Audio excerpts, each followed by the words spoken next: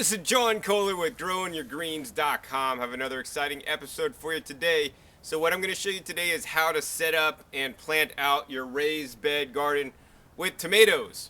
So you can see here we have a raised bed that was the broccoli bed. We finally got it cleared out. I layered on some new compost and rock dust on top, and it's actually rained a lot, so it's actually leveled it out. It actually looks nice and pretty. But now what we're going to do is we're going to plant some tomatoes. So what I like to use is called the square foot gardening method. Also, another form of it is actually called biointensive, which promotes similar planting spaces, like packing plants close together so that you could basically achieve the highest amount of yields and wasting the least amount of space. Now that is particularly important in a situation like this. I'm literally in my front yard of a standard residential housing tract. And I don't have a lot of space and acreage to plant, a lot of plants. So I really got to plant a high density and smaller number of plants because I just don't have the room.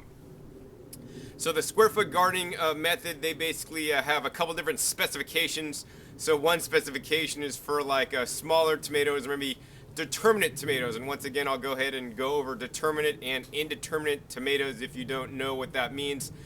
Basically, determinate tomatoes grow to a certain size. Generally they're smaller, they don't just vine out and grow like humongous, and they put on one large crop, and once that large crop comes on and is put on, then it pretty much doesn't produce anymore. So that once again is determinate. It has a determined lifespan. Whereas the indeterminates, basically you could plant them, they'll grow, they'll pump out tomatoes, they'll keep growing, they'll grow as a vine, they'll keep probably growing down your street if you let them, if your season was long enough, like in the tropics where it doesn't freeze. And they'd continue to put out tomatoes and tomatoes and tomatoes and tomatoes and tomatoes until, I don't know until what happens. Until it got tired. Until it wanted to take a nap. But the determinants just keep going, basically, for most cases, and in most cases, like for me, until it gets too cold, until it freezes, and it just doesn't make it anymore. So for the determinate tomatoes, they basically recommend 1 foot spacing. So basically planting each stem of each tomato approximately 1 foot apart. That's 12 inches. So I have a tape measure. Sometimes I'll also use a yardstick or just a ruler to space out my plants accordingly. Now, once again, that is if you are going to stake and trellis your plants and train them upright. And I might also encourage you to do what's called the single stem method. I'm not going to cover that in this video, but check my other videos for a really good video actually on single stemming your tomato plants. It's really easy. Basically, you're just punching out the suckers out of the armpits. And I mean, literally, that's what it is. Just think of my armpit, and there's a plant growing out of my armpit, and John doesn't want a plant out of his armpit. Pinch it off. So you're just going to train it up, single stem it all the way up, and one plant per 1 square foot. It should be fine. So I'm going to be planting mostly indeterminate plants, the ones that keep vining out and produce tomatoes forever, and I'm hoping that I won't get a frost this year. Got my fingers crossed, and the weather will be really nice, and it'll be the tropics now in California. I doubt that'll happen, but I could always wish. But in any case, I'm going to plant the tomatoes because they are indeterminates. I'm going to give them more space. I'm going to plant them 24 inches apart, so 2 feet apart. So you can see that, because I'm planting indeterminates and I'm planting them 24 inches apart, I can't fit as many as if I were planting them 1 foot apart. Now, there are pros and cons of planting determinates versus indeterminates, and single stemming versus not single stemming. And I'm not really going to get into that today, but I'm just going to show you I'm planting my plants 24 inches apart. Last year, actually, or 2 years ago, I did plant them 18 inches apart. And it was just too close, and I had small trellises. This year I'm happy to say that I'm using the Texas tomato cage. So this is actually just the top half of the Texas tomato cage out here that I'm going to only use for the spacing only. This is not the full thing, but after you see it all built and planted out, you'll see the full trellises. I mean, they're 6 feet tall, and I think this is actually one of the key considerations that's going to make my plants grow a lot better.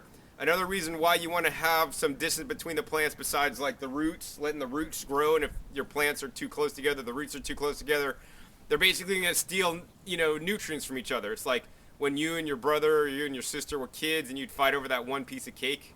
Well, hey, if you each got a piece of cake, you wouldn't be fighting. But even me and my brother, we would fight over who got the 2 millimeter larger piece of cake. So we'd have a scheme, or I'd have a scheme.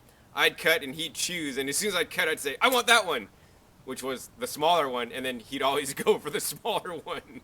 So it's reverse psychology. But in any case, besides the roots, just being able to get the nutrition above the ground, all the plants basically need to get nice airflow and air circulation, and also light from the sun.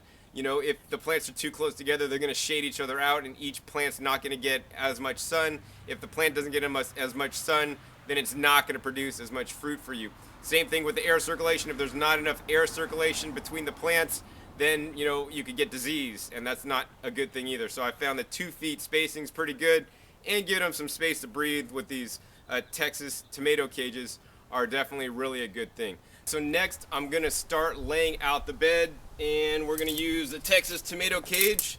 So these are the real bottoms that go into the ground. They unfold, and these long stakes go into the ground to anchor this cage into the ground, so it's not gonna be wobbly or tip over. It's gonna be nice and stationary.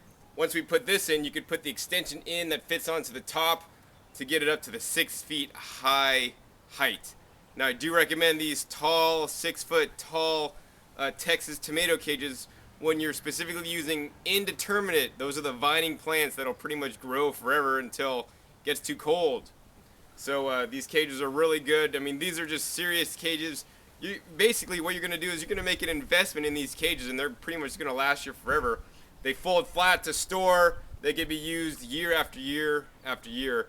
I like them a lot. So next, let's go ahead and do the layout. Normally I would do the layout if I wasn't using the cages by using a standard tape measure and taping off how far the plants are going to go. I like to use things like these flags or little sticks to denote where I'm going to put the plants.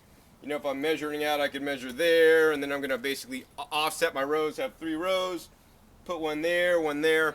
But because I have the cages, and these cages are approximately 20 inches from end to end, I'm going to let the cages do my spacing for me. So if I just put 2 of these cages right next to each other, middle to middle, it's going to be approximately 20 inches. So I want 24, which is my 2 foot spacing.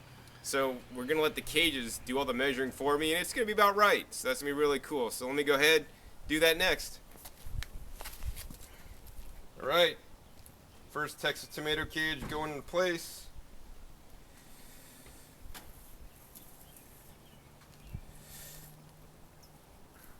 Man, that's nice and solid, fits right in the ground. I mean, this is definitely a sturdy cage. There's cage number 1. I just gotta do the rest of them.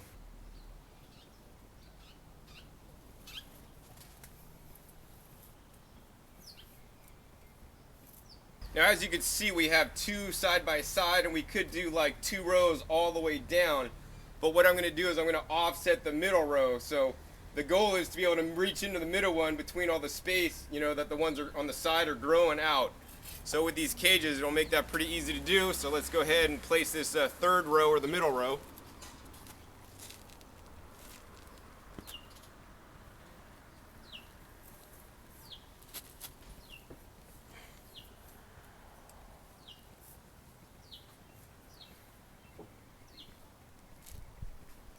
So literally where I put these cages, right in the middle of the cage, is where the tomato is going to get planted.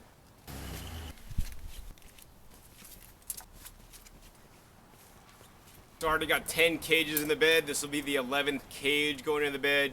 We got them nice and evenly spaced, and I mean, it's just really easy to set these guys up. You just push them into the ground. These long stakes go right in the ground. I think that's probably about at least 1.5 feet, but then you could determine if you want it all the way to the ground or almost to the ground. I think I'm basically putting about 1 foot under the ground for each trellis. So let's go ahead and put this last one in.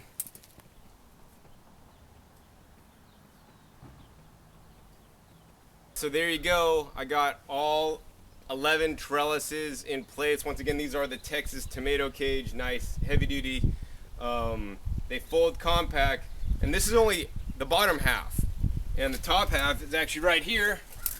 Go ahead and grab one of these guys, and this just basically unfolds once again, and then you just need to line these guys up. Oops, line them up and put them in here, and it's kind of like a little extension thing. Goes together that easy. And there it is. There's the full cage made. So for now, we're just gonna go ahead and keep the bottom halves on while we plant. And we might just let the plants grow up a little while before we put the tops on, because this actually gets kind of big and it's not quite needed yet. So I like that you have the capability or the option of leave the cage on full or leave it half height, so it looks just a little bit cleaner, until you really need the cage around the tomato plant. Next, I'm gonna go in the back, get the tomato plants out, and I'm gonna plant them up. Got everything planted out, worked all good, put the Texas tomato cages in the bed. Once again, we only put half of them on. The other half's gonna go, and basically these are gonna be 6 feet tall. So that's definitely gonna be enough support for the tomatoes. And this is nice because you could reach in really nice compared to what I was using in prior years, basically some galvanized fencing. So definitely really good. And we're just gonna go ahead and let these grow a little bit taller before we put on the extensions there. So no real big trick to planting them out. Basically, I took off some of the leaves and planted them fairly deep as I could go, and so that there'll still be some foliage above. Tomatoes, you could plant them deeper up the stem because they will root out the stem. Peppers may also do that, although I've heard mixed reports, but with tomatoes, it's always better to bury them a little bit deeper. So other than that, the only thing when I dug the hole, besides burying them deeper, I use this stuff here, just basically mycorrhizal inoculant. So I like that a lot. And previously we had actually enriched the bed with rock dust and worm castings and some kelp actually. But now it's all planted out. Next job is to basically readjust the drip emitters, since we had 1, 2, 3, 4, 5 rows on the drip emitters, and we won't need to use all of them. We're going to actually plug some of them up, take some emitters out, and just let it drip like normal. Let's see, other things I might do. I might plant some basil in here to go along with. It's a nice companion plant to the tomato. And also plant some marigolds, which will actually look really nice, probably along the borders. And that'll definitely work out well, like it did last year, just look really beautiful. So hopefully you've enjoyed this episode, learning more about planting 11 tomato plants in a 4-foot by 10-foot bed. Once again, this is John Kohler with growingyourgreens.com. We'll see you next time, and keep on growing.